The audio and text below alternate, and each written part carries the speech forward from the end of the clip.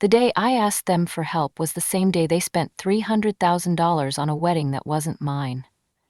It wasn't that they said no, it was how easily they said it. Like I was a stranger who had stumbled into their perfect photograph, begging for scraps. I didn't scream, I didn't cry. I thanked them, politely even, and walked out of the air-conditioned lobby of the country club, where napkins were monogrammed and champagne flowed like water. My hands trembled, but my voice didn't.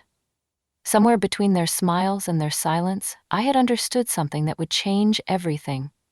Love, I realized, isn't owed just because blood says so. It's proven in the spaces where saying yes would be hard, where sacrifice would mean giving up a little comfort to save someone else's entire world. Sophie was 5 years old when the diagnosis came. Leukemia. Acute. Aggressive. The doctors spoke in clipped tones, like they were afraid that spelling it out would make it worse. I sat in a too small chair with my hands pressed between my knees, listening to phrases that turned my life into a slow fall I couldn't catch. Treatment is possible. High costs. Insurance won't cover the trial. Time sensitive. Each word chipped away at the floor beneath my feet, leaving me dangling over an abyss I couldn't see the bottom of. I sold everything I could. Furniture, jewelry, the car I had bought after years of secondhand rides and repair shop weekends. It wasn't enough. It would never be enough. So I did what pride had kept me from doing for years. I went to my family. My parents, my brothers, my aunts and uncles, who had smiled at Sophie like she was a gift to the world. I thought maybe, just maybe, they would see her the way I did, not as an obligation, but as a miracle worth fighting for. They saw me coming. I saw it in their eyes before I even sat down at the long table, before the waiter brought the first round of overpriced drinks, before the speeches about love and loyalty and family had finished their performance. When I made my request, quiet, humble, desperate, my mother looked away. My father cleared his throat. My brother adjusted his Rolex, the diamond on his cufflink catching the afternoon sun. Berengina, Layla, my sister-in-law, shifted uncomfortably in her designer heels. "We're sorry, Hannah," my father said, his voice warm and final. "But the money is already tied up. Deposits, vendors. It's out of our hands. Out of their hands." Like Sophie was a bill they couldn't be bothered to pay. I nodded, thanked them. Not because I forgave them, but because some silences are sharper than screams. As I walked back to my beat-up rental car, the parking lot blurred through the tears I refused to let fall. They had chosen their comfort, their polished photos, their fairy tale wedding, and they had left me and Sophie standing in the ashes. But that was the thing about ashes. They don't just mark what's been destroyed. Sometimes, they're what new life grows from. I didn't know it yet, and I was just getting started. The first night, after the country club meeting, I sat on the floor of our tiny apartment, staring at the pile of bills spread across the cracked coffee table. Sophie slept in the next room, her tiny body wrapped in worn flannel sheets, her breathing shallow but steady. The refrigerator hummed a low, tired tune. The clock ticked loudly, each second scraping against my ribs like sandpaper. I had $342.00 left in my bank account. Rent was due in a week, and Sophie needed her first round of treatment by the end of the month. I made a list. Sell the television. Pawn the wedding ring I hadn't worn in years. Cancel the internet. Find a second, maybe third freelance gig. I wrote it all down in neat bullet points, as if the act of organizing the chaos could somehow make it less lethal. I went to sleep, or tried to, with a plan sketched out in my head like a blueprint drawn in crayon. At 2 a.m., I woke up gasping, the weight of reality pressing down so hard I thought for a moment the mattress had collapsed underneath me. The next morning, I pulled out the shoebox where I kept old papers. Insurance forms, hospital records, lists of foundations that might consider hardship cases if I filled out enough forms, wrote enough letters, bled enough hope into the margins. I called every number, sent every email, begged every stranger willing to listen. Most said no. Some didn't say anything at all. The few that said maybe dangled promises of waiting lists months long, funds already drained, prayers offered in place of action. I pawned the television, sold the ring, dropped the internet and the cable and the insurance on the car. I started walking to every freelance job I could pick up. Babysitting, writing product descriptions for cheap jewelry companies, data entry at night for a startup that paid late and apologized with pizza. Every day was a chess game against time. Every move mattered. Every mistake bled days we didn't have. Mia's pediatrician called 3 times to warn me the window for optimal treatment was closing. The 4th time, she didn't call. She just left a voicemail that said, "I'm sorry, I hope you find a way." I played it once, then deleted it. Not because I was angry, but because I refused to memorialize one more moment where someone gave up on us. I applied for a crowdfunding page late one night, eyes gritty from lack of sleep. I hated the idea, parading my daughter's pain for strangers, begging for pennies while people who shared my blood slept comfortably under monogrammed duvets. But pride didn't matter. Only Mia mattered. I uploaded a photo of her from 6 months before the diagnosis, all gap-toothed smile and wild brown curls, and wrote the kind of plea that makes even the hardest hearts click. Donate. The first $5.00 came from someone I didn't know. Then $20.00. Then $100.00. I cried harder over those first donations than I had when Mia was diagnosed. Not because they saved us, but because they reminded me that sometimes strangers have more humanity than people who promise to love you forever. I kept working, kept emailing, kept praying in the spaces between breaths.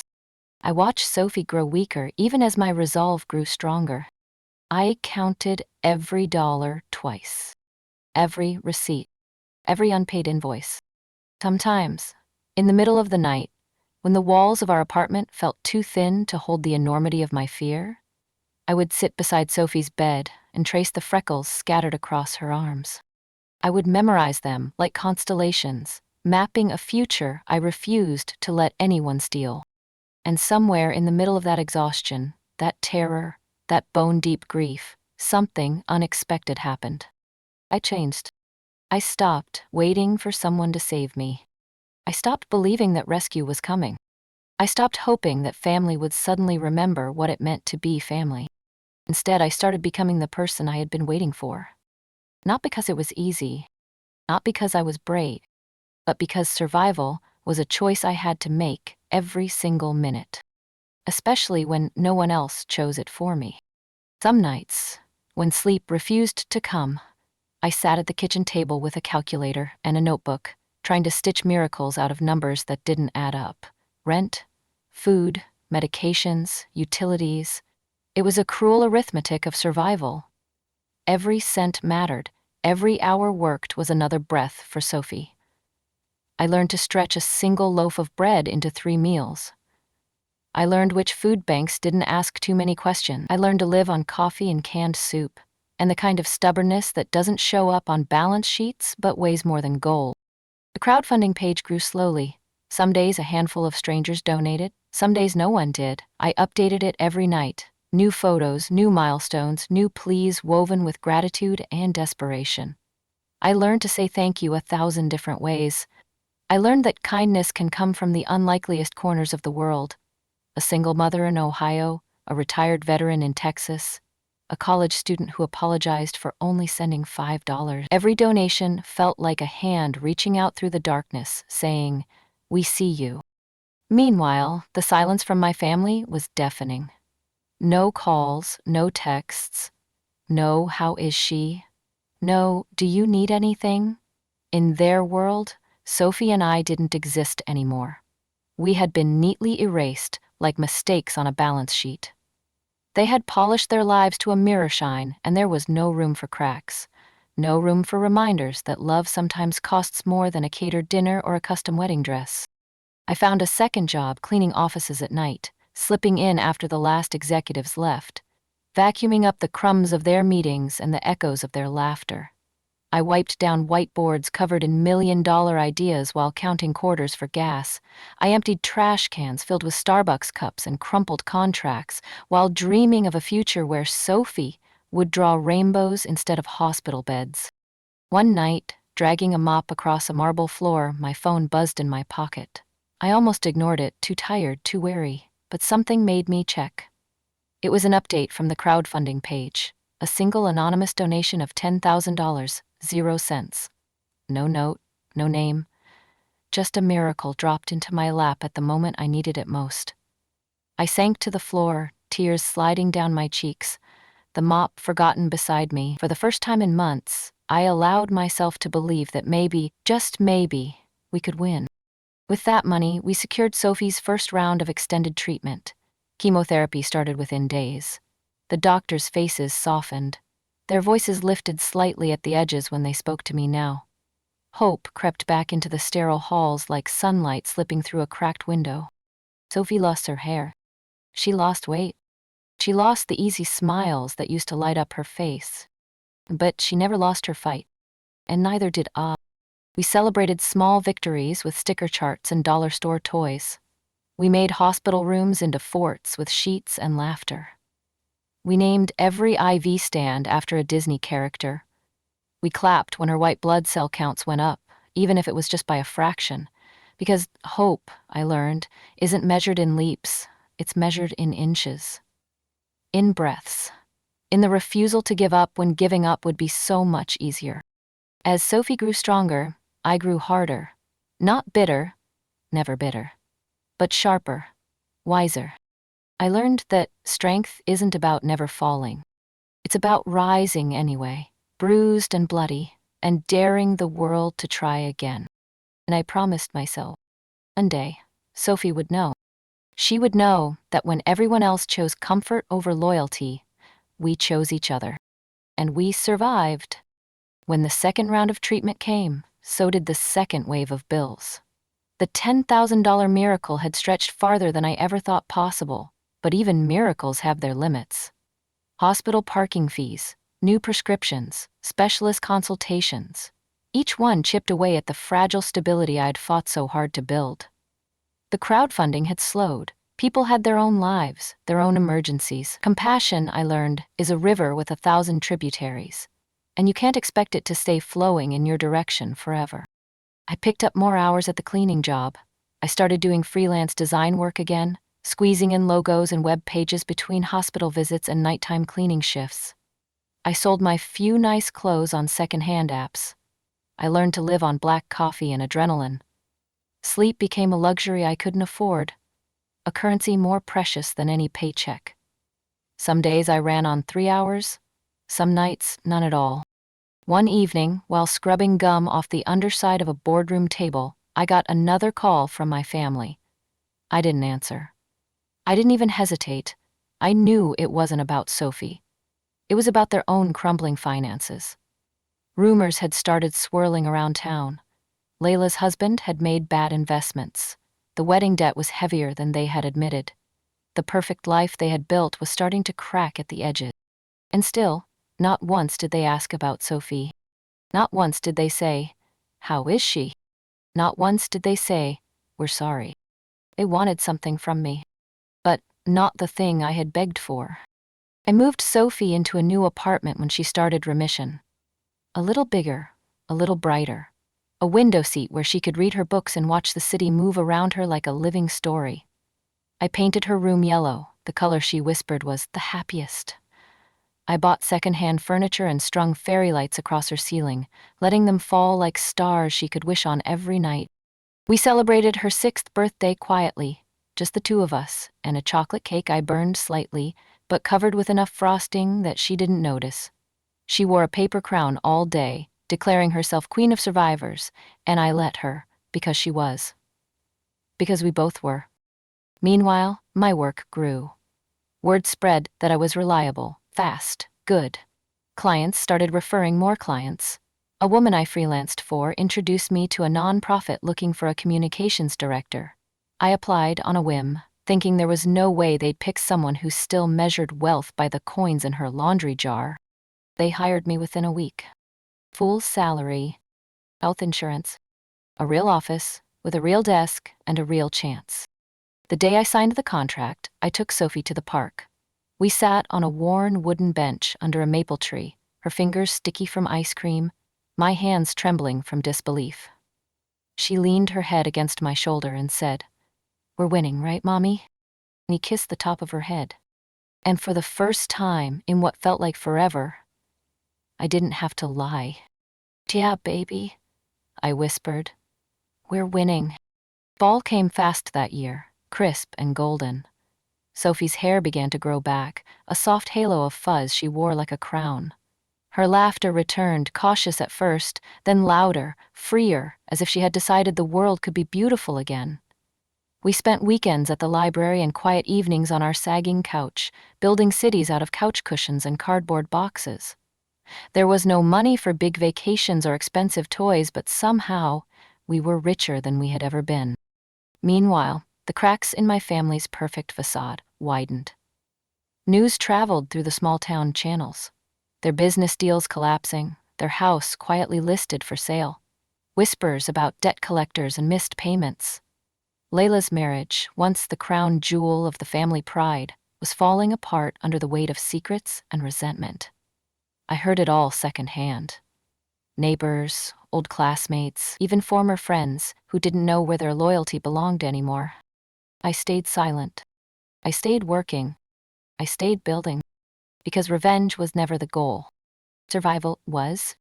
One evening, as Sophie colored a new masterpiece in her notebook and I balanced bills and budgets at the kitchen table, I realized something had shifted. I wasn't surviving anymore. I was living. Quietly, fiercely, on my own terms. The phone rang again. Another number I recognized.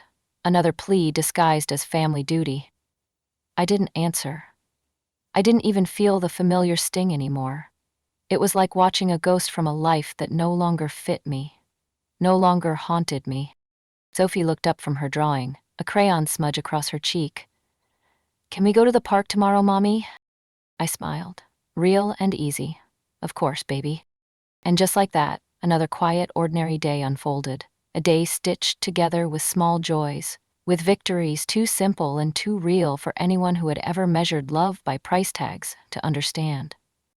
I closed my laptop, turned off the world, and sat down next to my daughter, letting her drag me into her universe of dragons and castles and heroes who never gave up. Because in the end, that's what we were. Not victims, not tragedies. Heroes. Our own story, written in scars and stubborn hope. And we were just getting started. Winter came harder than I expected. Sharp winds cut through the city like broken glass, and nights stretched longer than seemed fair. Sophie's cough returned, dry and persistent, a reminder that healing isn't a straight line, and neither is survival. We bundled up in hand-me-down coats and walked to the clinic on frostbitten mornings, her tiny hand clutching mine like a lifeline. Every cough was a battle cry. Every breath was a rebellion against a world that had tried to forget us. I worked longer hours, took freelance projects from clients who thought deadlines were optional and kindness negotiable. Sophie's medical bills kept coming, thin envelopes stamped with bright red warnings. Some nights the fear gnawed at me harder than the hunger ever had. But we kept moving. One breath. One day at a time. I started attending night classes when Sophie slept. Online marketing, business management. Things that scared me because they sounded like languages spoken by people who had never known what it meant to check your bank balance before buying milk. I sat in our cramped living room, my laptop perched on my knees, a single lamp throwing long shadows against peeling wallpaper, and taught myself how to build a future from scratch. It wasn't easy. It wasn't clean. Some nights I cried into my pillow so Sophie wouldn't hear. Some mornings I walked to work with shoes that let the cold seep through the soles. But every course completed, every certificate earned, every skill added to my thin, battered resume felt like a nail driven into the foundation of a life no one could take from us again. Meanwhile, the calls from my family grew more desperate. The bankruptcy rumors became confirmed fact. Layla's marriage officially dissolved, announced on social media with a filtered photo of her holding a wine glass and a caption about new beginnings. They sent messages disguised as check-ins. How are you and Sophie? Hope you're doing well. Family is everything, right? I didn't reply, because I knew what they wanted. Not forgiveness. Not reconciliation. They wanted the life raft they had denied me when I needed it most. And I had no intention of building lifeboats for people who set fires behind them as they fled. I spent Christmas Eve working the late shift at the community center, stringing lights along battered walls and handing out secondhand toys to children who had learned too young that some gifts don't come wrapped. Sophie helped, bouncing from table to table, her tiny hands wrapping donated scarves around smaller kids' necks, with the solemn air of a queen bestowing blessings. She didn't ask why we didn't go to Grandma and Grandpa's. She didn't ask why her cousins had parties with ice sculptures and rented ponies while she stacked coloring books on folding tables. She didn't ask, because somewhere deep inside she already knew. I tucked her into bed that night, the glow from the string lights outside our window painting her walls in soft gold. She clutched her rabbit tight and whispered, "This was the best Christmas ever."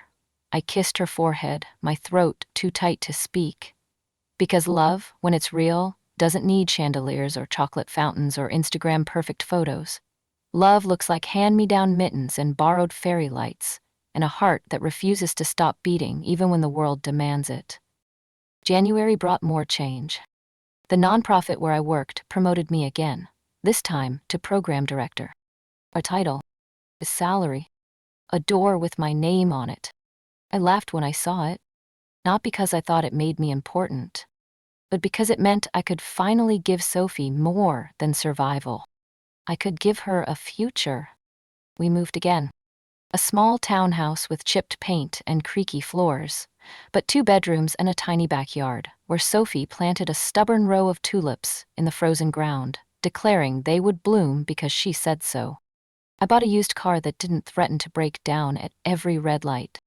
I bought Sophie a bike with pink tassels she insisted were not too babyish for a 6-year-old. I bought new shoes, thick and ugly and warm, the kind that made winter walks less like a punishment and more like a challenge we could win. Life didn't get easier, but it got realer, stronger, and so did we. Spring arrived in stubborn bursts, wet sidewalks blooming with dandelions, cracked concrete filling with puddles that Sophie jumped through like miniature oceans.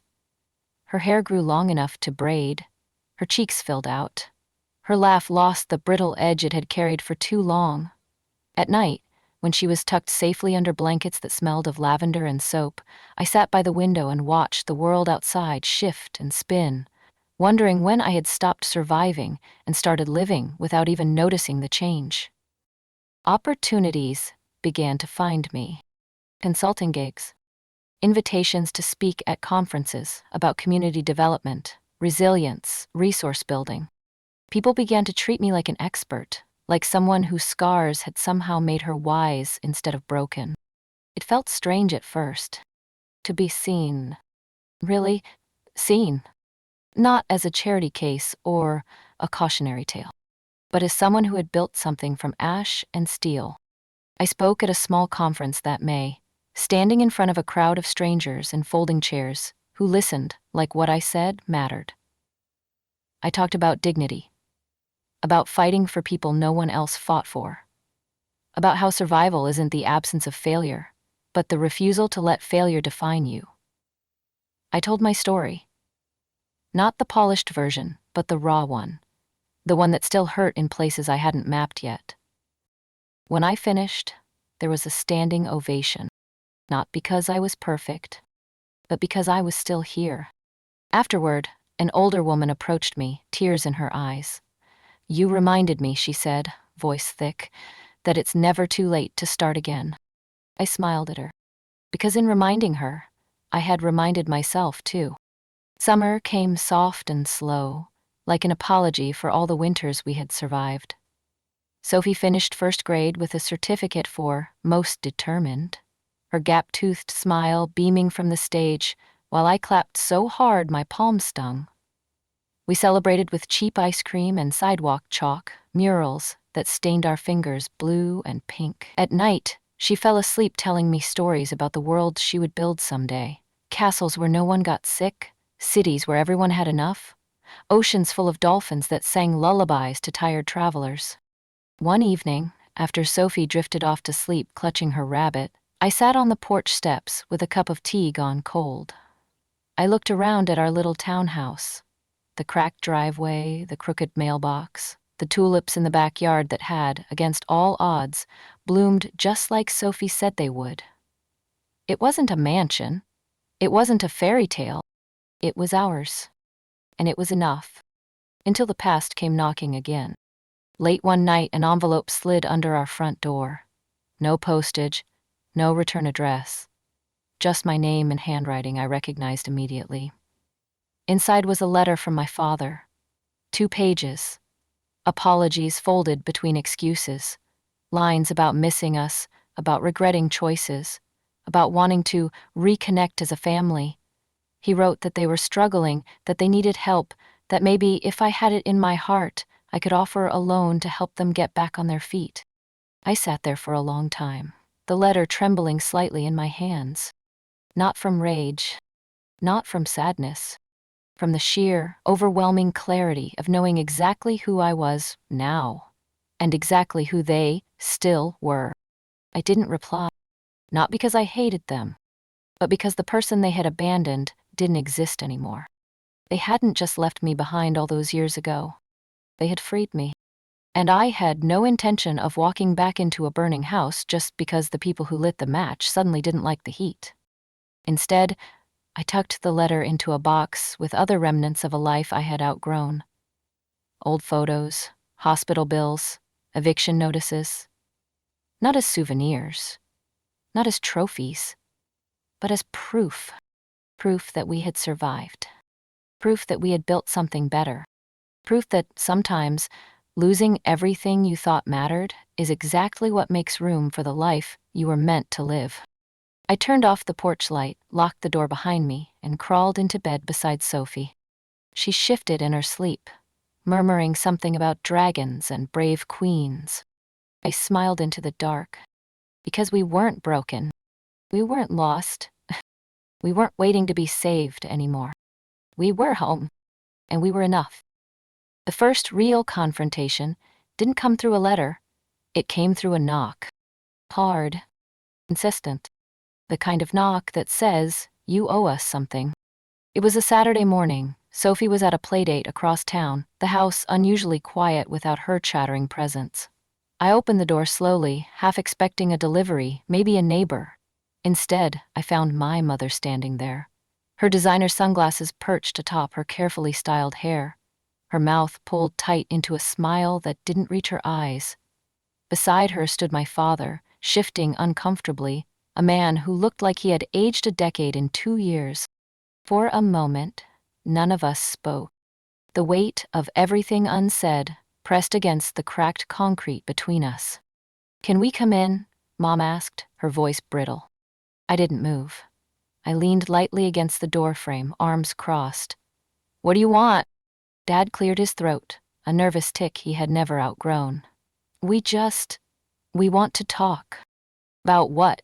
I asked, knowing exactly what. They shifted, exchanged glances, the practiced kind of silent communication honed through years of shared secrets and quiet betrayals. "We're in trouble," Mom said finally, her voice cracking in the way she probably thought would still tug at my heartstrings. "We're about to lose everything. The house, the cars, the retirement accounts. We need help." Help? Oh, that word again. The same word I had choked on when Sophie lay in a hospital bed fighting for her life, and they had been too busy arranging seating charts and floral centerpieces to notice. I stared at them, feeling nothing but a cool, steady sort of sadness.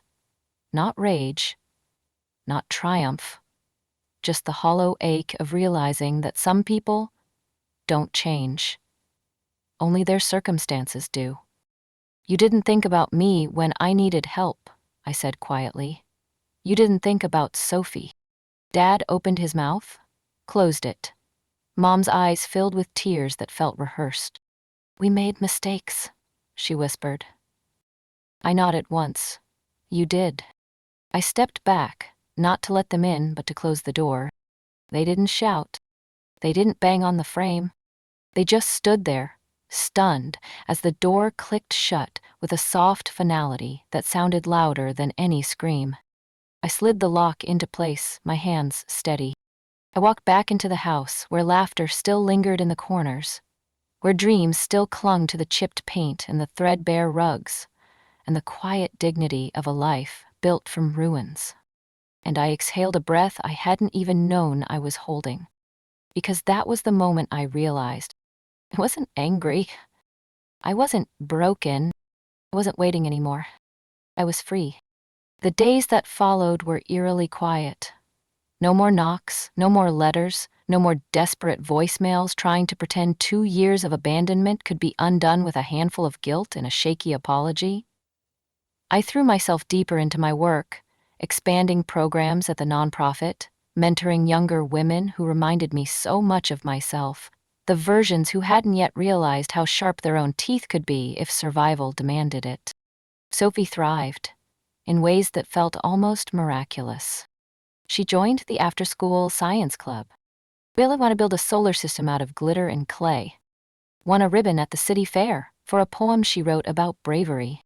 We planted a vegetable garden together that spring, laughing at our crooked rows and overambitious tomatoes.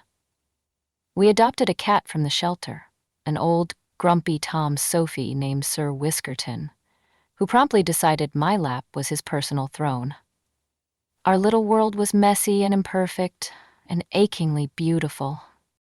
Sometimes at night, when the house settled into silence, I caught myself thinking about my parents, about Layla, about the way they had chosen to erase us to protect their perfect image. And I realized that I didn't miss them. I missed the idea of them, the idea of family, the fantasy that blood guaranteed loyalty, the lie that shared history meant shared heart. Real family, I learned, was built choice by choice, day by day. Real family was built in hospital waiting rooms and food bank lines and nights spent studying by the flicker of a dying laptop battery. One evening, while stacking donation boxes at the community center, I got a call from an unfamiliar number. I almost ignored it. Almost, but something made me answer.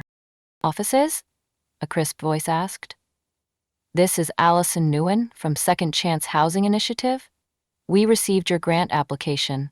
I'm pleased to inform you, it's been approved." I froze, the words spinning in my ears like a foreign language. A grant. The one I had filled out at 2 in the morning, half convinced it was a waste of time. It wasn't just funding. It was a full scholarship to finish my degree. It was seed money to launch my own community consulting firm. It was the key to a door I hadn't even dared to dream about opening. I hung up the phone and laughed. Real laugh. The kind that starts deep in your chest and bursts out before you can catch it. Sophie looked up from where she was braiding Sir Whiskerton's tail with yarn. "What's funny, Mummy?" I scooped her into my arms, spinning her in a circle until she squealed with delight. "Everything, baby," I whispered into her hair. "Everything is finally funny." The next few months blurred into a whirlwind of motion. Paperwork, meetings, trainings, long nights, and longer weekends. I studied while Sophie slept, building my consulting business one scraped-together contract at a time. I crafted community proposals on a borrowed laptop, pitched revitalization projects to skeptical city councils, and poured everything I had into proving what a girl from nowhere with a daughter on her hip could do when the world counted her out. Each tiny win felt monumental. Each signed contract, each returned call, each dollar earned, not out of pity, but because someone believed I was worth investing in. Meanwhile, the whispers about my family grew louder around town. They had sold the house at a loss. Layla moved back in with my parents after another failed engagement. The pictures they posted online grew less glossy, the smiles tighter, the captions more desperate. I heard it all through others, neighbors, old friends, even Sophie's teacher who remembered when we were the Hartman family, the ones who used to throw the big Christmas parties. We weren't those people anymore, and I didn't mourn it. In July, a local magazine asked to feature me in an article about women rebuilding their lives after adversity. I almost said no. The idea of putting my story out there again, of letting people who had once looked through me, now look at me, made my skin prickle. But Sophie convinced me. "Tell 'em, Mommy," she said, eyes shining. "Tell 'em how dragons don't win." So I did. The article painted my life in bright, triumphant colors. Single mother builds thriving business after overcoming family betrayal. From hospital rooms to boardrooms, Hannah's unstoppable journey. The photo shoot felt surreal. Posing in front of the community center I now helped fund. Smiling not for appearances, but because I meant it. And when the magazine hit shelves, the world shifted again. Opportunities poured in, consulting requests, speaking engagements, partnerships. People didn't just see me, they respected me. And somewhere deep inside, the little girl who once sat on cracked sidewalks outside that perfect house with a stomach full of hunger and a heart full of unanswered prayers, stood a little taller. She was home now.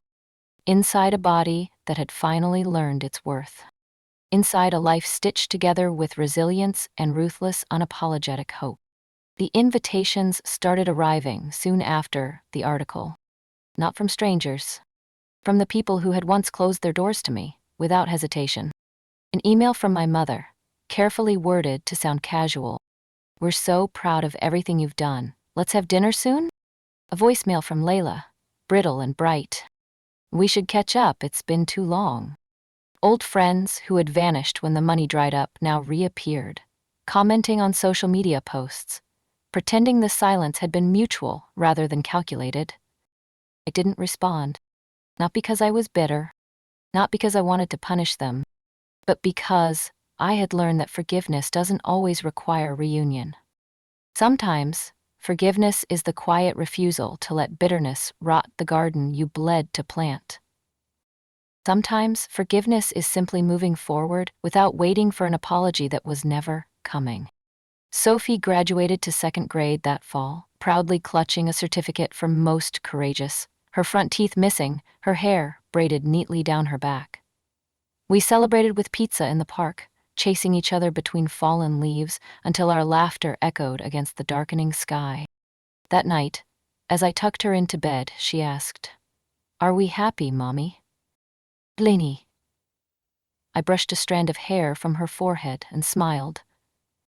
"We're not just happy, baby," I said. "We're free."